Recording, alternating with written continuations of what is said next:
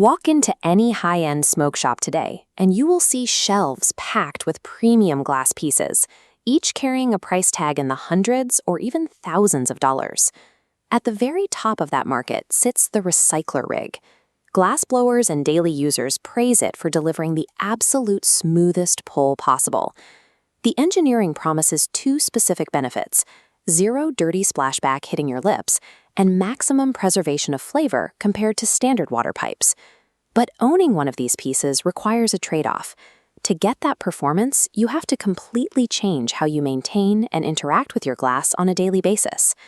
Buying a highly complex rig without factoring in how often you actually want to clean it is the fastest way to waste a few $100s. Success with high-end glass depends on matching the specific engineering of the piece to the reality of your daily lifestyle. To understand why, we have to look at how these pieces handle airflow. In a standard water pipe, your vapor passes through a static pool of water exactly one time before reaching your lungs. This schematic shows the difference. The standard piece uses a single path. The recycler uses a closed loop. Vapor and water pull simultaneously into a secondary chamber where they separate.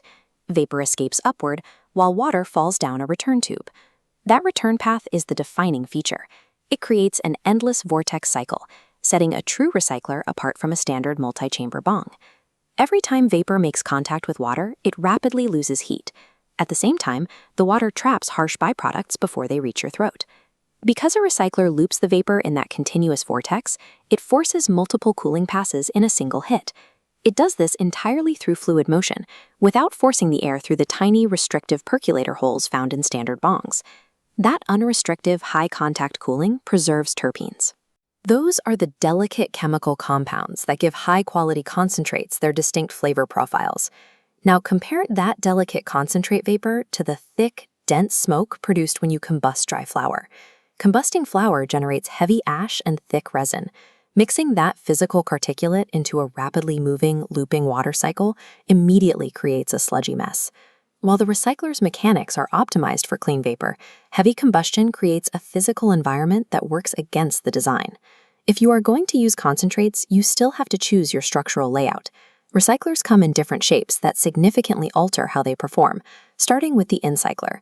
This wireframe shows an incycler.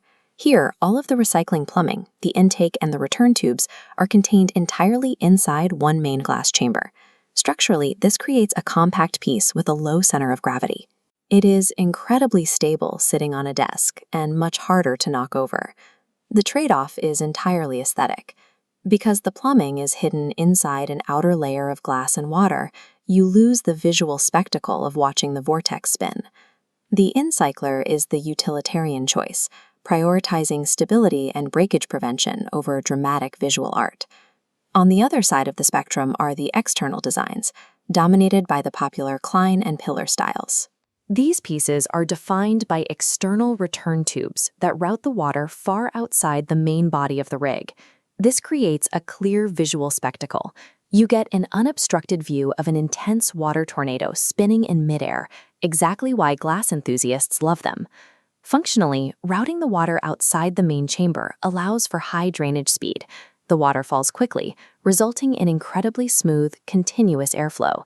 But physics demands a physical trade-off. Those exposed, narrow glass tubes create highly fragile joints extending away from the base, making them easy to snap against a table edge. External designs offer premium function and undeniable artistry, but they require an owner who handles their gear with extreme caution. Regardless of which shape you buy, every recycler relies entirely on precise fluid dynamics moving through very narrow spaces. Take a look at this drain tube schematic. As you use the rig, sticky resin, known as reclaim, starts building up on the inner glass walls, slowly restricting the diameter. A minor restriction in that drain tube alters the pressure differential, immediately destroying the smooth vortex. To prevent this, you have to commit to a strict upkeep routine, soaking the glass in isopropyl alcohol every single week, and rinsing it with fresh water every day to keep the tubes clear. If you ignore this regimen, the narrow pipes will clog, the rig starts to chug violently, and the water stagnates in the top chamber.